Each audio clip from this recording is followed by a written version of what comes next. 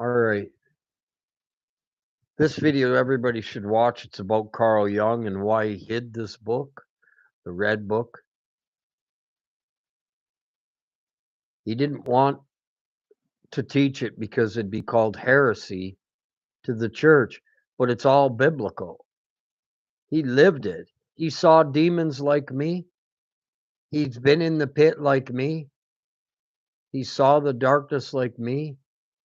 And he embraces it in a way. You have to. You have to do what the darkness says because you live in its body. It teaches you the way out. Rudolph guides your sleigh tonight. That's what the red does. So we're going to listen to this story. It's very, very good. Let's go.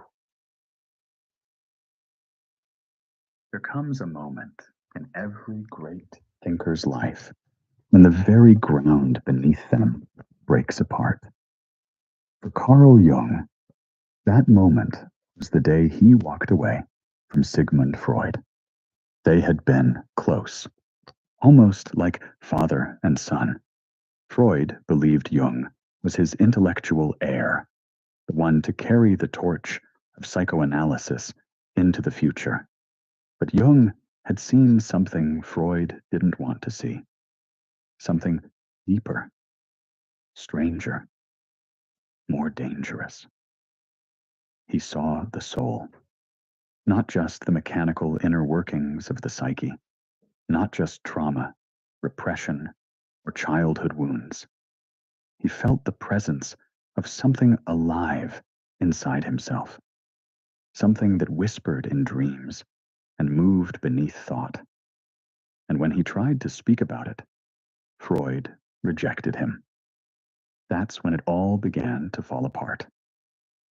Jung entered what he would later call his confrontation with the unconscious, a time that was so intense, so overwhelming, that he thought he might actually be losing his mind. He stopped seeing patients. He withdrew from social life. He spent hours alone, walking by the lake near his home in Küsnacht, Switzerland.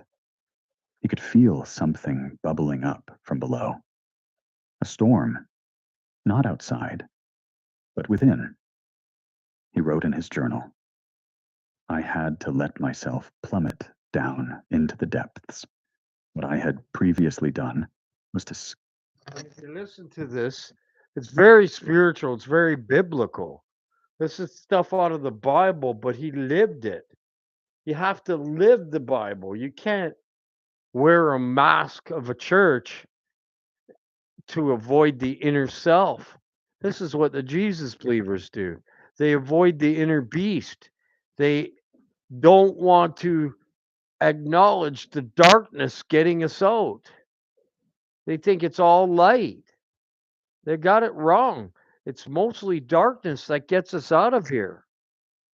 That's what created who we are. Is the storms, the pain, and the suffering, and they don't want to face it.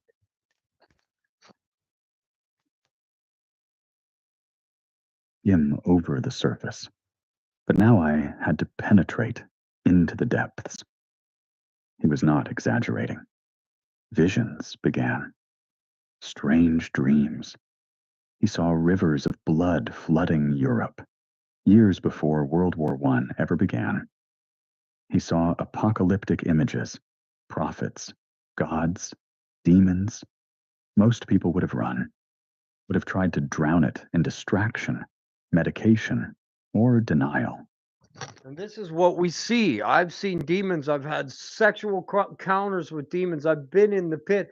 I've had this woman that he speaks of, this blind woman on me, very pretty, but her eyes were dark. They were black, blind, meaning blind, and no soul, no depth inside of her, no light. But this is the one that gets us home.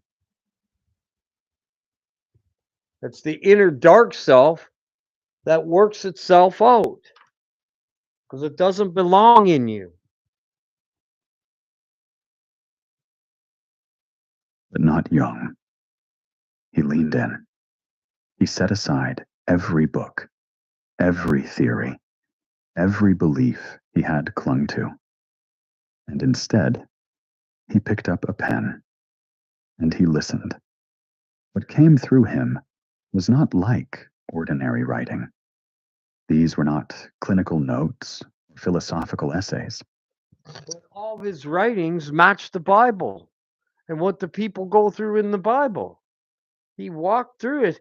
He did what I did. He became solitary.